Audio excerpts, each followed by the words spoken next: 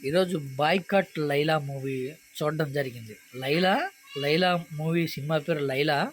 అయితే వైసీపీ కార్యకర్తలు, వైసీపీ అభిమానులు దాన్ని బాయ్‌కాట్ చేసేశారు. ఎందుకు చేసేశారంటే 30 ఇయర్స్ పృథ్వీ ఏదైతే 'లైలా' ఈవెంట్‌లో ఏదైతే 11 151 గొర్రెలు, 11 గొర్రెలని కామెంట్ చేశాడో, ఆ కామెంట్‌కి 'లైలా' మూవీని బాయ్‌కాట్ చేయడం జరిగింది. అయితే వాస్తవానికి ఏదైతే 'లైలా' మూవీ ఈరోజు చూశాను నేను. 'లైలా' మూవీ ఎందుకు చూశానంటే ఏదో 30 ఇయర్స్ పృథ్వీ అన్నాడు కదా! ఏదైతే సినిమాలో 51 గొర్రెలుంటాయి. ఆ గొర్రెల్ని బయటికి పంపించే గొర్రెలన్నీ లోపల వేస్తారు. తర్వాత వాటి తర్వాత బయటికి పంపించే క్రమంలో మళ్ళీ 11 గొర్రెలే ఉంటాయని. అయితే ఈ సినిమా కేవలం దానికోసమే చూశాను నేను. దాన్ని చూస్తే అసలు ఆ సిచ్యువేషనే లేదసలు. ఆ సంఘటనే లేదు. ఏదైతే ఈ 30 ఇయర్స్ పృథ్వీ గాడిని ఆ గొర్రెల దొడ్డు ఉంటదో, ఆ గొర్రెల దొడ్లో ఏస్తారు. ఏదైతే విలను ఏస్తారు అంతే. ఇంక అది ఏస్తాడు. తర్వాత లాస్ట్‌లో వాళ్ళ బామర్దులొచ్చి వాడిని ఈడిపిస్తారు. అంతే తప్ప మళ్ళీ 11 గొర్రెలున్నాయని ఏమి కౌంటింగ్ అనేది అసలు ఏమి ఉండనే ఉండదు. ఆ సన్నివేశం లేనే లేదు. అయినా గానీ ఈడు క్రియేట్ చేసి వైసీపీ పార్టీని కించపరిచి, వైసీపీ కార్యకర్తలను, వైసీపీ పార్టీని కించపరిచే విధంగా కామెంట్ చేశాడని స్పష్టంగా అర్థమైపోతుంది. అయితే మొత్తానికి 'లైలా' మూవీ ఎలా ఉందని చెప్పుకోవాలంటే ఒక్క మాటలో అంటే అంటే పరమ వరస్ట్ అంటే వరస్ట్ చెత్త సినిమానే చెప్పుకోవాలా. ఇప్పటి వరకు విశ్వక్సేన నటించిన సినిమాల్లో ఇంతకంటే చెత్త సినిమా ఇంకొకటి లేనే లేదు. అంత వరస్ట్ సినిమా. ఎందుకంటే ఒక్క సాంగ్ అంటే ఒక్క సాంగు బాగలేదు.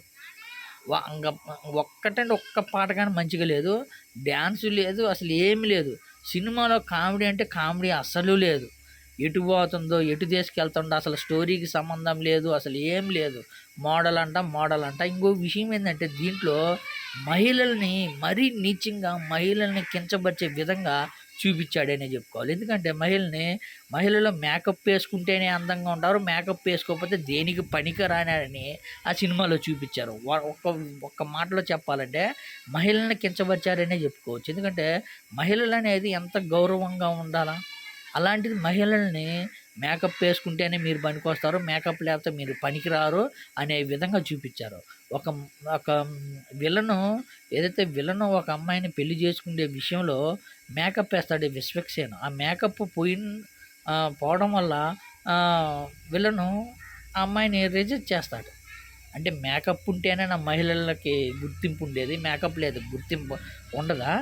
మహిళను అంత కించపరిచి విధంగా సృష్టించి అదేవిధంగా ఈడేదైతే లేడీ గెటప్ వేసాడో ఆ లేడీ గెటప్ వేసి మొత్తం వల్గర్ లాంగ్వేజ్, మొత్తం వల్గరు, డబుల్ మీనింగ్ మాటలే తప్ప మరొకటి లేనే లేదు.